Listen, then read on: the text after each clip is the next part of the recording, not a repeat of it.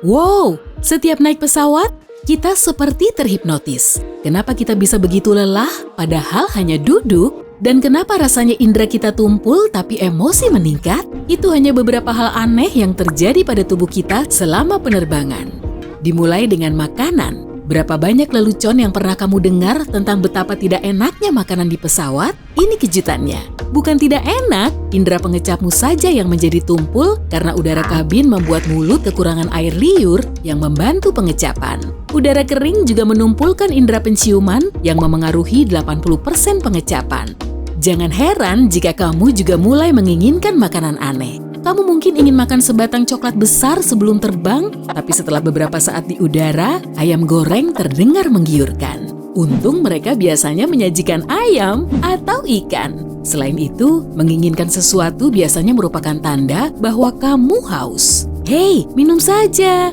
Banyak penumpang sakit kepala selama penerbangan, terutama setelah lepas landas. Jangan khawatir, itu normal meski membuatmu tak nyaman. Kamu mendaki ketinggian yang lebih tinggi dari Gunung Everest dalam waktu sekitar 10 menit, udara di atas sangat tipis, artinya lebih sedikit oksigen yang masuk ke otak. Ingin merasa lebih baik? Punya permen karet atau permen. Permen karet juga akan membantu menghilangkan bau mulutmu, udara tipis dan kering membuat tubuh kehilangan kelembapan. Makanan super asin juga. Yap, maskapai menambahkan bumbu ke dalam makanan agar kamu bisa merasakan sesuatu. Pastikan kamu minum banyak air dan mengunyah permen karet. Serius, air dan permen karet penyelamat sejati di pesawat. Tunggu, penyelamat? Oke, jujur saja, keajaibannya bukan terletak pada permen karet, tapi pada menelan. Jadi, permen karet, permen keras, permen mint, semuanya akan membantu menghindari letupan telinga yang mengganggu saat lepas landas dan mendarat. Dan, jika film atau musik di pesawat terdengar aneh, telingamu mungkin sedang dibersihkan lagi. Menguap juga membantu. Jerawat adalah fenomena tubuh indah lain yang mungkin kamu alami dalam penerbangan. Percaya atau tidak, udara kering adalah penyebabnya. Jerawat bukan hanya masalah kulit berminyak, saat kulit mengering, kekebalannya terhadap bakteri melemah. Minum yang banyak dan bawalah pelembab yang bagus. Tapi, jika kamu mengikuti saran saya dan minum banyak air, jangan minum air keran yang mereka gunakan untuk membuat kopi dan teh.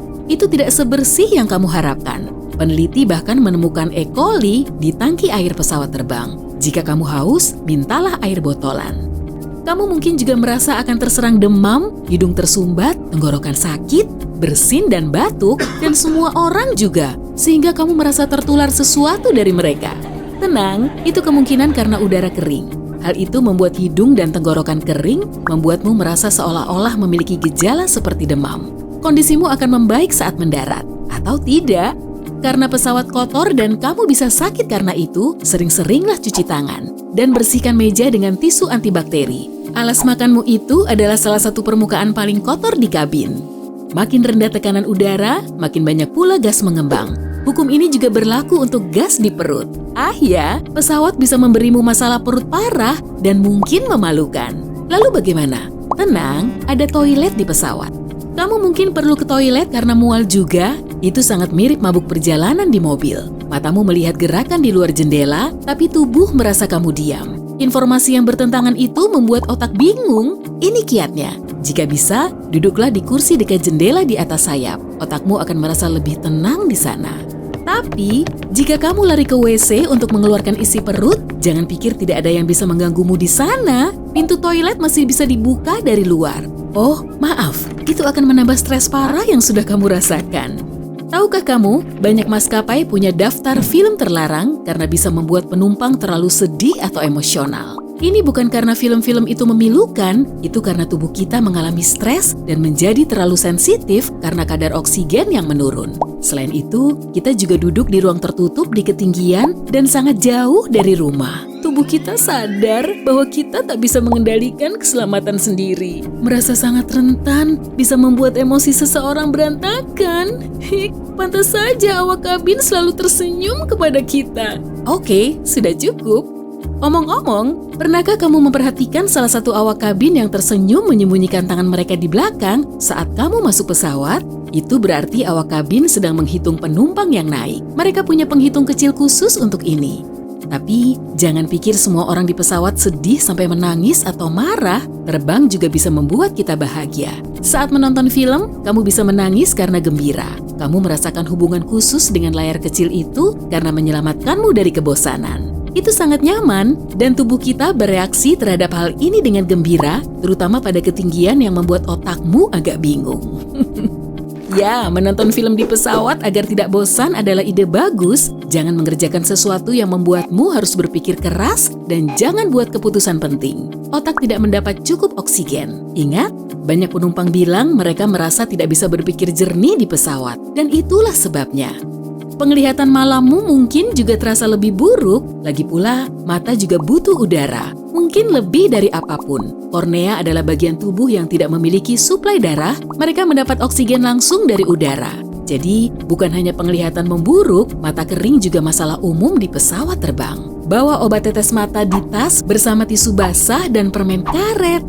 Penglihatan yang memburuk juga alasan awak kabin meredupkan lampu dan memintamu membuka penutup jendela saat lepas landas dan mendarat pada malam hari. Mata harus terbiasa dengan situasi gelap. Jika terjadi keadaan darurat, awak kabin juga harus bisa melihat keluar jendela kalau misalnya mesin terbakar.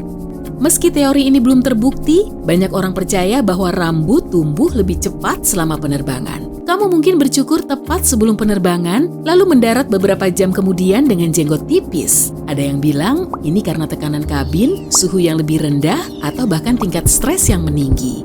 Jika kamu merasa tingkat stresmu biasanya tinggi selama penerbangan, berolahraga sebelum terbang bisa membantu mencegahnya.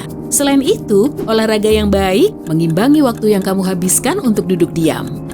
Omong-omong, kita duduk di satu tempat selama beberapa jam dan hampir tidak bergerak di pesawat. Tapi, tubuh kita menjadi lelah seperti berlari maraton. Sekali lagi, itu karena kurangnya oksigen. Kakimu bahkan mungkin mati rasa dan itu meresahkan. Cobalah untuk berdiri dan berjalan-jalan di kabin sesering mungkin. Darahmu harus terpompa. Jika kamu tidak bisa berjalan-jalan, setidaknya regangkan dan pijat kakimu di kursi. Kaos kaki kompresi juga membantu, setidaknya untuk saya.